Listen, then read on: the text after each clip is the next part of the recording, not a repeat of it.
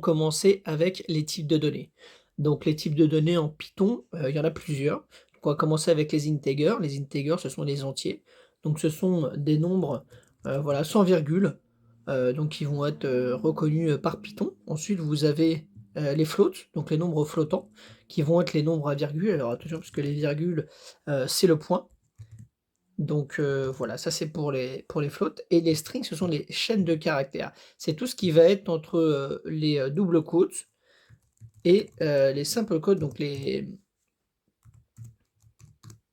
guillemets, les entre guillemets.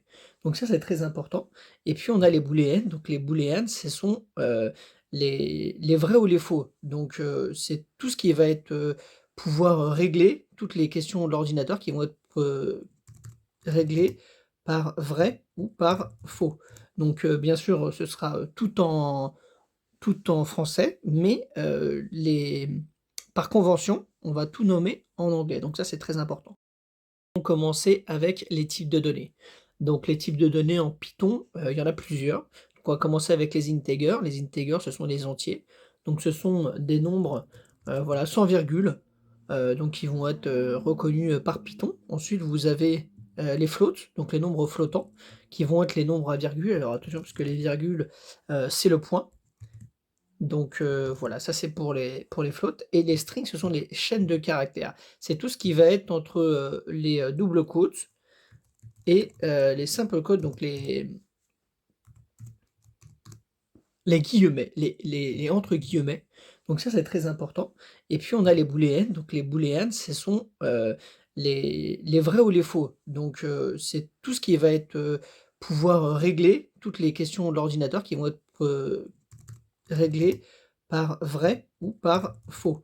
Donc bien sûr, ce sera, tout en français, mais par convention, on va tout nommer en anglais. Donc ça, c'est très important. Les suivantes que nous allons voir sont les variables. Les variables sont vraiment très faciles à faire. Elles vous permettent de mettre des types de données dans des noms de variables. Par exemple, si je tape et salut égale moi et que je fais un print, donc un affichage de salut, il va me retourner moi. Donc ça, c'est tout à fait normal. Vous pouvez prendre ce que vous voulez comme nom, mais attention parce qu'il y a des noms qui sont, des mots-clés. Par exemple, si vous tapez liste, ça ne marche pas parce que là, il est en vert. En fait, c'est un mot-clé. Par contre, si vous tapez liste en français avec un E, bah là, ça marche. Ou alors si vous tapez liste, 2, 1, liste 1, liste 2 aussi, ça marche, et bien là, ça va marcher. Donc ce qu'il faut aussi savoir, c'est qu'on fait, on peut afficher plusieurs choses. Par exemple, si on fait salut égale moi et qu'après on dit, maison égale appart, je sais pas, je dis n'importe quoi, eh bien on peut faire un print de salut et aussi de maison. Et là, ça va nous mettre les 2, tout simplement. Si je change, par exemple, je dis, que maintenant salut est égal à parle et que je le valide, eh bien sûr, ça a changé. Heu, voilà, donc ça, c'est très important. On va s'intéresser aux inputs. C'est par exemple demander quelque chose et le retourner à l'écran. Donc on va dire par exemple nom ou plutôt name égale input de guillemets nom, 2 points. Et par exemple, on peut aussi demander l'âge. Donc on va dire, âge égale input de âge, 2 points, espace, et on va lui dire montre-moi, affiche-moi salut, virgule, le nom. Donc on va lui demander la variable name, virgule, vous avez, virgule, âge, donc la variable âge,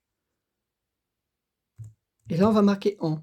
Et si j'exécute le script, nom, moi je mets n'importe quoi, hein, Pierre, âge, moi je mets n'importe quoi aussi, 22. Salut Pierre, vous avez 22 ans. Voilà, donc ça marche et ça, c'est, voilà, comment on fait pour demander les informations. OK, la prochaine chose dont on va parler, ce sont, les arithmétiques opérateurs. Les arithmétiques opérateurs, vous les connaissez tous, plus, moins, diviser par, multiplier. Eh bien, vous pouvez vous en servir aussi, en Python.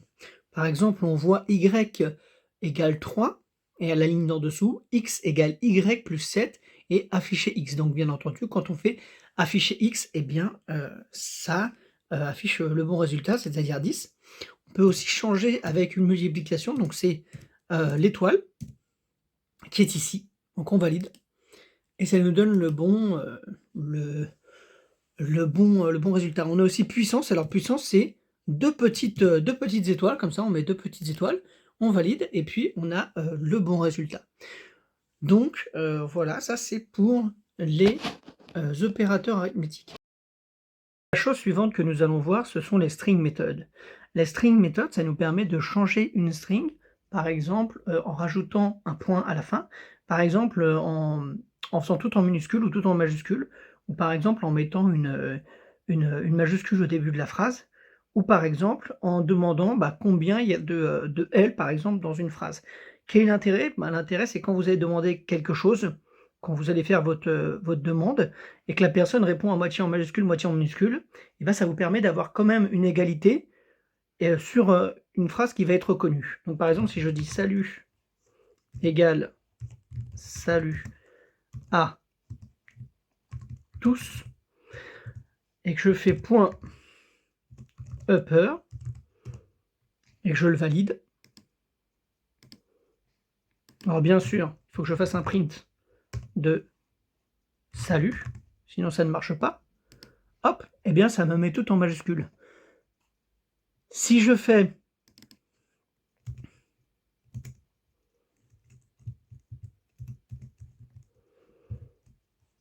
point lower et que je le valide, ça marche aussi. Voilà, ça m'a tout mis en minuscule, même le O qu'on voit. Et si je dis maintenant point count et que je mets en argument par exemple, le U et que je le valide, voilà, ça m'a mis 2. Donc ça, c'est très important à savoir. Donc ça, c'est le string opérateur, le string méthode, pardon, et on passe tout de suite à la suite. Très bien, donc la prochaine chose que nous allons voir, ce sont les conditional operators. Donc ce sont, des booléens qui vont nous retourner vrai ou faux. Par exemple, quand vous avez double égal comme, le premier, c'est est-ce que c'est égal? Dans le deuxième, on voit point d'exclamation égal, c'est pour demander c'est différent de. Après on a inférieur ou égal et on a supérieur ou égal. Donc, par exemple, on fait un y égale hello et x et y égale hello, x égale hello, y égale hello et qu'on fait un print. Un print de x égale y et qu'on le valide.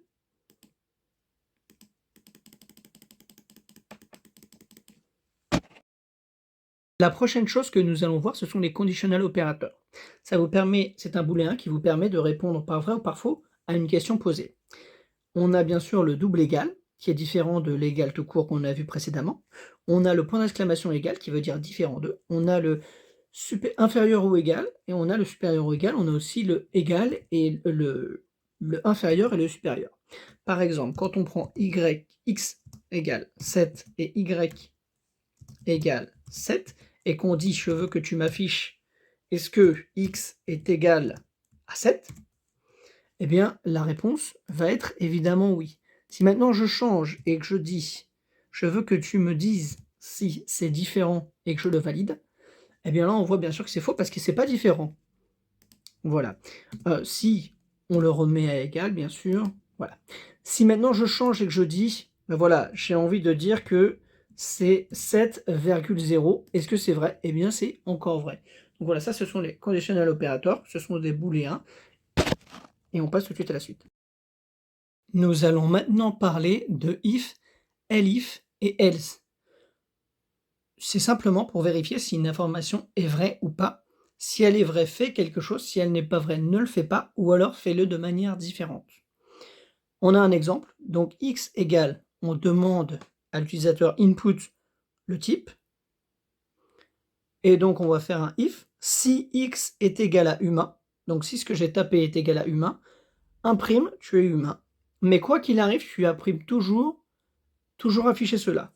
On fait un essai, humain, type humain, tu es humain, toujours afficher cela. Si je recommence et que je change, je mets H, ça n'écrit pas tu es humain, ça écrit toujours afficher cela. On peut aussi faire un else, donc on va dire ou sinon, else print tu n'es pas humain, on le valide. Je tape humain, je tape autre chose, H, tu n'es pas humain. On peut mettre aussi un elif. Donc le elif, il doit venir avant le else et après le if. Il peut y avoir qu'un if, un else, mais il peut y avoir autant de elif que possible. En général, on en met 2, mais pas plus que 2, parce que sinon on va créer un nouveau petit bout de code. Ce sera plus simple. Donc, je mets elif, x égale Pierre,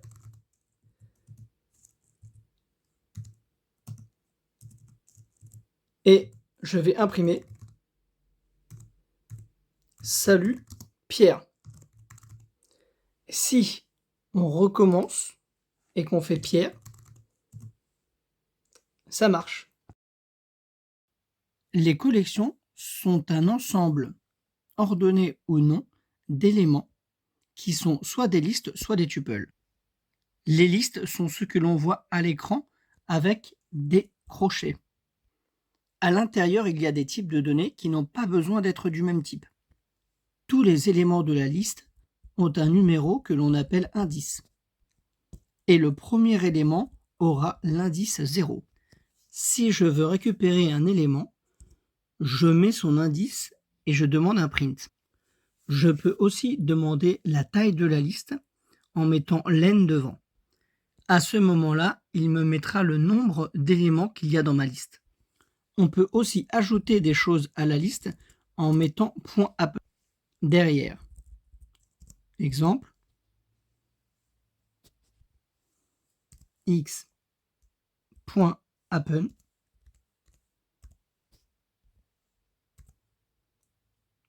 argument salut.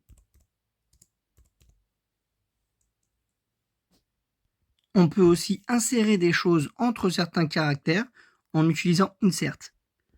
Comme vous le voyez, donc on choisit sa position. Moi j'ai choisi 1, donc ce sera entre le set et le true. Si je choisis 2, eh bien on peut voir qu'il change de place. Vous pouvez aussi étendre votre liste avec .extend. Donc vous faites x.extend et après vous marquez monde, vous marquez ce que vous voulez pour ajouter la liste à la liste. Si vous souhaitez supprimer un élément, eh bien c'est très simple. Il y a la méthode pop. Donc bien sûr, vous pouvez supprimer un élément de la liste en faisant x.pop et l'index que vous voulez supprimer. Donc là, on va supprimer true. Donc là, ça fait 0, 1, 2. Donc là, je fais x.pop 1 et je valide. Et voilà, nous avons bien le true qui a disparu. On voit la différence entre les listes et les tuples. La différence entre les listes et les tuples, c'est que les tuples sont immuables, c'est-à-dire qu'on ne peut pas les changer. Je vais donner un exemple.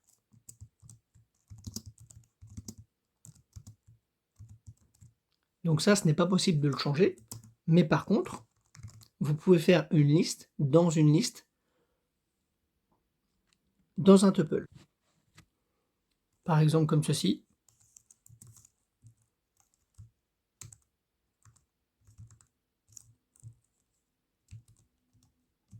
Voilà.